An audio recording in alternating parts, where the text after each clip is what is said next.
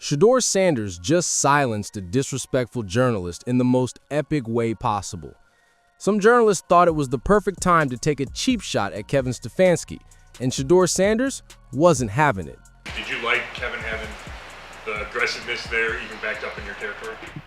I mean, first, that's a rude question to ask. If I think, it was a great call by my coach, we're not gonna be here and ever point finger at no coach or do anything like that. That's extremely disrespectful, and that's not even in my place. So, the way Sanders handled it, it wasn't just mature, it wasn't just professional. It was a masterclass in leadership, loyalty, and knowing exactly when to draw the line in the sand. Let's set the scene. The Browns just suffered one of their most embarrassing losses of the season. Sanders threw for a measly 149 yards, got sacked 3 times, and watched his offense generate a pathetic 60 yards in the entire second half. The team is 3-9. The season is over. The media is circling like sharks. And some reporter decides this is the moment to ask Sanders if he likes Stefanski's aggressive 4th down calls that failed deep in Browns territory. Do you like the call? I like being out there playing.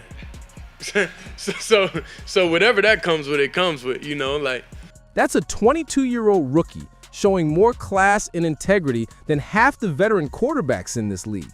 He didn't take the bait. He didn't throw his coach under the bus. He didn't make excuses. He basically told that reporter, "I'm a player. I play. My coach makes decisions. End of story." But Sanders didn't stop there, because this wasn't just about deflecting a tough question. This was about making a statement.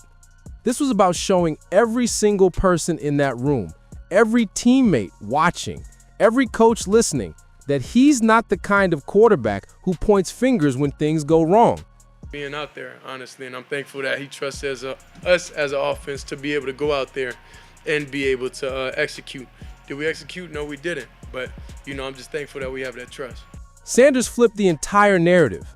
Instead of criticizing Stefanski for being too aggressive, he thanked him for having faith in the offense. Instead of blaming the play calling, he accepted responsibility for the failed execution. That's not PR training. That's genuine leadership from a kid who understands what it means to have his coach's back. This moment hits even harder when you realize the context. Sanders has been dealing with media nonsense all season. Earlier in the week, a reporter asked him about fan theories that Stefanski was sabotaging his career, to which he shot back, "So you just want to start trouble, huh?" The kid has been navigating a minefield of loaded questions, conspiracy theories, and attempts to create drama where there isn't any. And you know what? He's handled every single one with more poise than quarterbacks with 10 years of experience. Sanders could have easily taken the easy way out. He could have said something like, "Yeah, I wish we had been more conservative there," or "That's a question for the coaches." But he didn't. He stood up for Stefanski. He protected his coach. And in doing so, he earned respect from everyone in that locker room. I mean, first, that's a rude question to ask. Rude. He called it exactly what it was. And you know what? He's absolutely right. Asking a player to critique his coach's decisions immediately after a loss is disrespectful to the coach, disrespectful to the team, and disrespectful to the process. It's gotcha journalism at its worst. It's trying to manufacture controversy and create headlines at the expense of team unity. Sanders wasn't going to let it slide, and good for him. The irony of this entire situation is that Sanders actually had plenty of legitimate reasons to be frustrated with the game plan. The Browns ran 62 plays and only put up 8 points. The coordination in the second half was borderline incompetent. The 4th down failures absolutely hurt the team's chances. If Sanders wanted to subtly throw some shade at the coaching staff, he had ammunition. But that's not who he is. That's not how he operates. Because Sanders understands something fundamental about being a franchise quarterback. You win and lose as a team. You protect your people. You keep the dirty laundry in-house.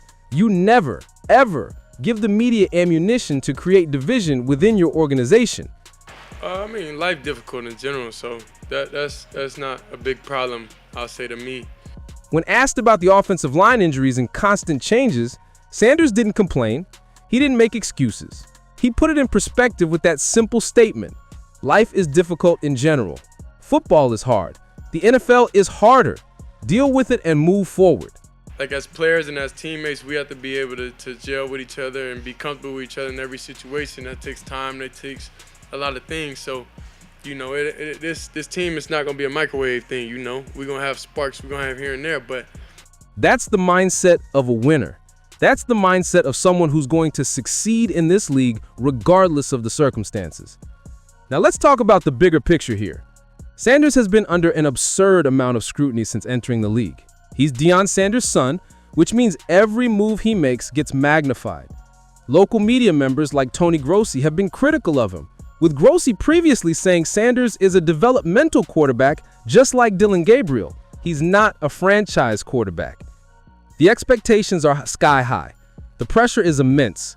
The post-game press conference after the 49ers loss showed Sanders at his best even when his play was at its worst. He owned his mistakes. He was brutally honest about his shortcomings as a leader. Getting slow. It's about rallying the guys, and I didn't do a great job of that today. That's accountability. That's self-awareness. That's a quarterback who's constantly evaluating not just his arm talent, but his leadership qualities. And when a reporter tried to get him to shift some of that blame onto his coach, he shut it down immediately. The beautiful thing about this moment is that it wasn't rehearsed. This wasn't some carefully crafted response written by a PR team. You could see it in his face. You could hear it in his voice. He was genuinely offended by the question. He was legitimately protecting his coach. This was real. But, you know, I'm just thankful that we have that trust. Even after failed fourth down attempts, even after a brutal loss, even after an offense that looked completely out of sync, Sanders thanked his coach for trusting him and the offense to execute. That's the kind of quarterback that teammates run through walls for.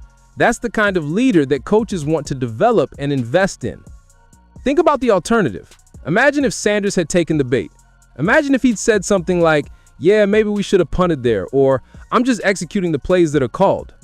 The media would have run wild with it. The headlines would have been all about division between Sanders and Stefanski. The locker room would have fractured. The season would have spiraled even further. Instead, Sanders handled it perfectly. He defended his coach. He took responsibility for the execution. He kept the team united even in defeat. That's franchise quarterback behavior from a fifth-round rookie who's made 2 NFL starts. The Browns are going nowhere this season. They're 3-9 and playing out the string. But what Sanders is building right now goes beyond wins and losses. He's building trust with his coaches. He's building respect with his teammates. He's building credibility with everyone that matters. And he's showing the entire organization that when things get tough, he's not going to crack or start pointing fingers. I know we let a lot of people down. We let the coaches down, you know, as players and everything today. But we let the coaches down. Not the coaches let us down. Not the play calling was bad. Not we were put in tough situations. We let them down. That's the mentality of a leader. That's someone taking full ownership. The reporter who asked that question probably thought he was being clever. Probably thought he'd get a juicy soundbite. Probably thought he'd create some drama. Instead, he got schooled by a 22-year-old quarterback who has more integrity in his pinky finger than that journalist has in his entire body. And the best part? Sanders did it without being overly aggressive or disrespectful himself. He called it rude, explained why he wouldn't answer it, and moved on. He didn't throw a tantrum. He didn't storm out. He handled it like a professional. The Browns might be a disaster this season, but they've got something special in Shedeur Sanders. Not just because of his arm talent or his football IQ, but because of moments like this.